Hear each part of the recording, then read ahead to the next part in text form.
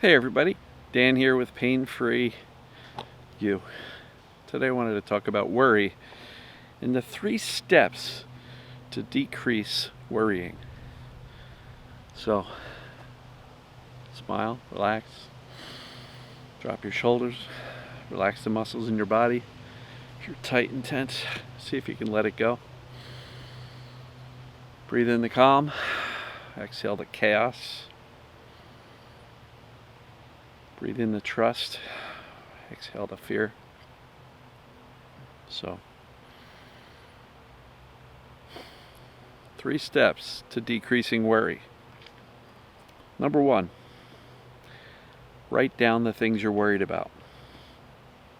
Write them down. Start a worry log, journal, something. Write them down. What am I worried about today? Step 2, at some point, either as you're writing or the next day, notice how many of these worries are on repeat. Are you worrying about the same things over and over and over and over again? All right, so step 1, write them down. Step 2, notice how many you're repeating. Because after you notice that, I'm worried about the same thing for the 5th time today, you can literally, it becomes easier to go, I already worried about that earlier. I don't need to worry about it again, right? So that'll help decrease. And the 3rd step is periodically, in the future, take a look back at your worries and mark off the ones that actually came true. So there was apparently a study done in 2016 on a group of people with general anxiety disorder. Now, you know me, I don't like medical labels or mental health labels. I think that's just a label that they give for people who experience anxiety. So I don't want to give a lot of credence to that, but that was apparently their study group. And they used something called a Worry Outcome Journal, WOG. And if you want to dig into that study a little bit more or exactly what they did, search, WOJ study 2016. You'll probably find a lot more detail than I'm providing here.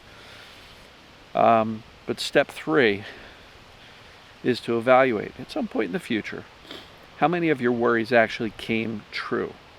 And in this study on people with general anxiety disorder, what they determined was 91% of the things they were worrying about never happened. Worry is not productive. We think we're keeping ourselves safe by worrying. We think we're problem solving by worrying.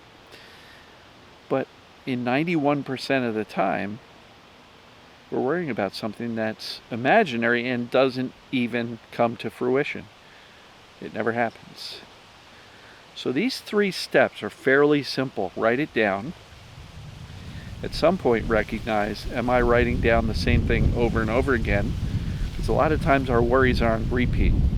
How am I going to feel today? Oh no, how bad is it going to be? Okay, I do that every day. Do I need to really think about that every day? And, I'm worried that if I go to the grocery store, I might have a major attack and I might need to get carted out of there in an ambulance and, all the stories we tell ourselves. But how many times has that actually happened? Usually none. And if it has happened, generally what you learn is there's some really nice, helpful people around. And even though you may have had a difficult time, you made it home, you got some help, and it wasn't the end of the world, right? Embarrassing, maybe. Not preferable. Definitely not fun. But not the end of the world either.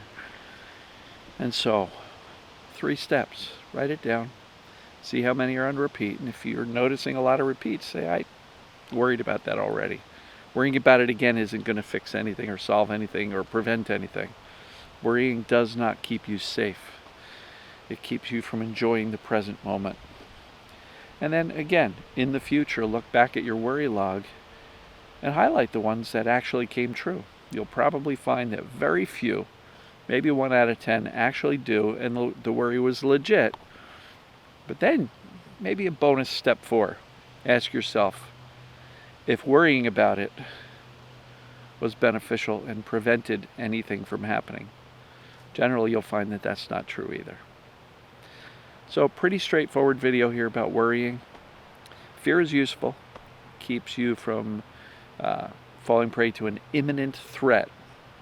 An imminent threat. There's a bear in front of you, there's a real threat, the fear is real, fear is important, it turns on the fight or flight. The challenge is, well, that's real and that's right now, and you need fear to keep you safe in the present moment for imminent real threat. Worry is exerting the same level of caution, firing up the same stress response, survival mode, for a future imaginary event that is not currently happening, and according to some studies, has a 91% chance of never happening. So, notice yourself worrying and decide, am I going to continue and persist in doing this as a habitual process? Because it doesn't keep you safe, doesn't stop the thing from happening. 9 times out of 10, usually that thing never happens anyway. A lot of times we're worrying about the same thing over and over and over again.